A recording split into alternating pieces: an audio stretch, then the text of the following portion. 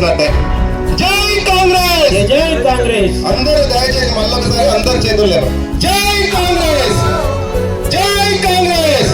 గడ్డముల నాయకత్వం, గడ్డముల నాయకత్వం, గడ్డముల నాయకత్వం, ప్రజల నాయకత్వం. జై కాంగ్రెస్. విషయాలు క్లుప్తంగా వివరంగా మాట్లాడుకుందాం.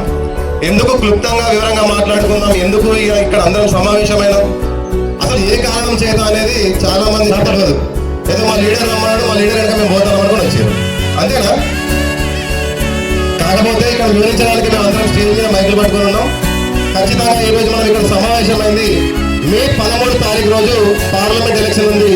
ఈ పార్లమెంట్ ఎలక్షన్ లో గడ్డం కాక మనమడైన గడ్డం వంశీ గారు ఎంపీ అభ్యర్థిగా పార్లమెంట్ ఎన్నికల్లో మన గడ్డం వంశీ గారి చేతి గుర్తు ఓటేసి గడ్డం వంశీ గారు మన భారీ మెజార్టీతో గెలిపించుకోవాలని ఇక్కడ సమావేశమయ్యారు. దాంతో పాటు ఉండాలి అనే విషయాలు చూసుకుంటే గడ్డం వెంకటస్వామి గారు చాలా సుపరిచితుడు, అందరికీ జాతీయ స్థాయి కాంగ్రెస్ పార్టీ నాయకుడు. అసలు తన చిన్నతనంలో ఇక్కడ చాలా మంది జనం విషయం ఇవాళ అందరు వాళ్ళు చాలా కంపెనీలు పెట్టిరు, చాలా ఆస్తులు ఉన్నాయి, చాలా కార్లు ఉన్నాయి అనుకుంటారు.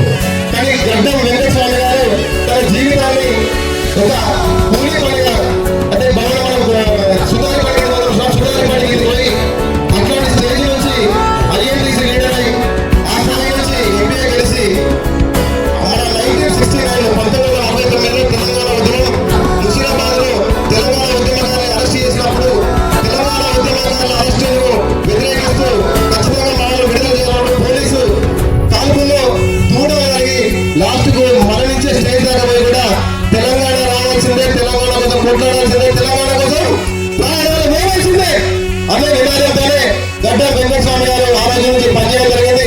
దాంతో పాటు హైదరాబాద్ కు వలస వచ్చే జీవులందరూ కార్మికులు గుడిసెలు వేసుకొని గుడిసెలలో ఉంటా ఉంటే ఈ భూదాహాలు ఉన్న వాళ్ళు ఈ భూదాహాలు నా కొడుకులు పైసలు బాగా వస్తాయి అమ్ముకుంటా అని చెప్పి వాళ్ళు వెళ్ళగొట్టే ప్రయత్నం చేస్తే ఆ రోజు 1,00,000 మందితో ర్యాలీ చేసి ప్రతి ఒక్కరికి 80,000 మందిని గుడిసెలకు ఇచ్చిన తర్వాత మన గడ్డం వెంకటస్వామి గారు మనసారి గుర్తు చేస్తాడు. దాంతో పాటు ఆయన గడ్డం అనే మర్చిపోయి గుడిసెల వెంకటస్వామి గారు ప్రతి పిల్లల గుండెల్లో కాటలో నిలిచిపోయాడు. అందరూ అసలు ఈ విషయంలో అందరూ చెప్పాల్సిందే.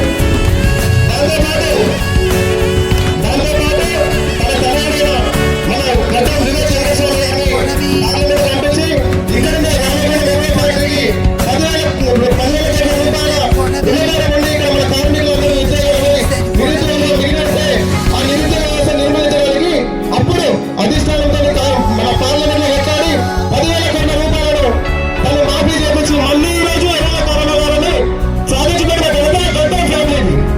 దాంతో పాటు కార్మిక మంత్రిగా పనిచేసిన గడ్డం కూడా ఎన్నో హక్కులు సాధించి పెట్టారు. ఈ హక్కుల సాధన కోసమే ఈ రోజు మన ప్రజలు గొప్పగా కష్టపడే బిడ్డ మన పేదెంటి బిడ్డ మన కోసం మళ్ళీ వస్తున్నారు. గడ్డం వంశీ గారిని భారీ మెజారిటీగా గెలిపించుకోవాల్సిన అవసరం ఉంది. ఈ విషయాలను ఎందుకు చెప్తున్నారంటే వీళ్ళంటారు గొప్పగా కుప్పలు సంపాదించిన కూర్చోలేదు బాగా ఇంకో వ్యక్తి వచ్చిండు నేనంటాడు వాళ్ళందరికీ బాగానే ఉంది. కానీ ఈ రోజు మన విషయం చూసుకుంటే అభిమానాలు ఇంటి తీసుకోవాలి. ఈ 4 వివరాలు తీసుకునే విషయంలో కాకపోతే ఈ రోజు గడ్డం వంశీ కృష్ణ గారి వారికి సేవా దృక్పథంతో సేవ చేస్తూనే ప్రజాసేవక అనుకున్న జీవితంలో పచ్చగా ఉన్నారు. కాబట్టి ఖచ్చితంగా మనం గడ్డం వంశీ కృష్ణ గారిని గెలిపించుకోవాల్సిన అవసరం ఉంది. ఎందుకు మళ్ళీ ఈ రోజు